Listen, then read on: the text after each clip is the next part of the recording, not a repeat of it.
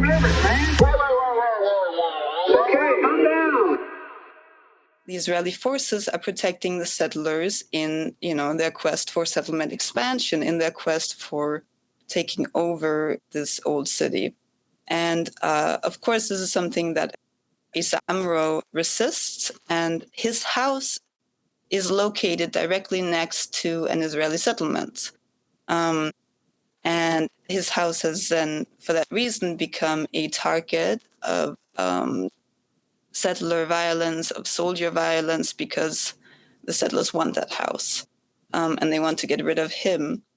And what we saw, as in even leading up to the Israeli elections, we saw a massive amount of violence, of harassment, of assaults, of throwing stones toward the house, throwing stones toward people, death threats, so many you can't count them. And Issa went to file a complaint on October 30th, and the police station would not take his complaint. They would not let him in. They would not let him file a complaint against Israeli settler harassment.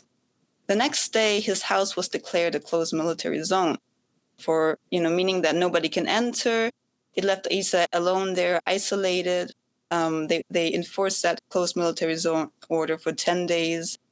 And now their next step is then what we see is this punishment for filming the video. And even the Israeli activist who was beaten was placed under house arrest. This is not the first incident that we have of interrupting peaceful documentation of human rights abuses. We have many other videos of that. But the point being is, Issa did nothing wrong. He filmed a soldier assaulting an activist.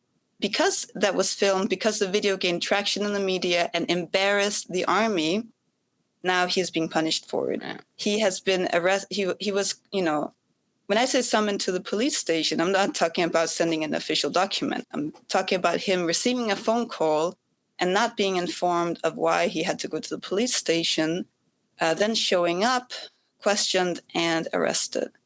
And we don't know where he is. His lawyer was not informed of his whereabouts. The authorities would not tell her.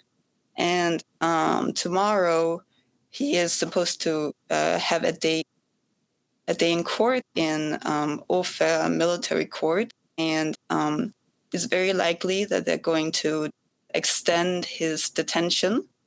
But this is a reality for a human rights defender who, by the way, has a lot of international recognition, is probably the Palestinian with the most international support, international recognition, at least among the activists. And this is his life. This has been going on for a long time, and now it's escalating to a very alarming degree. And it's just terrible.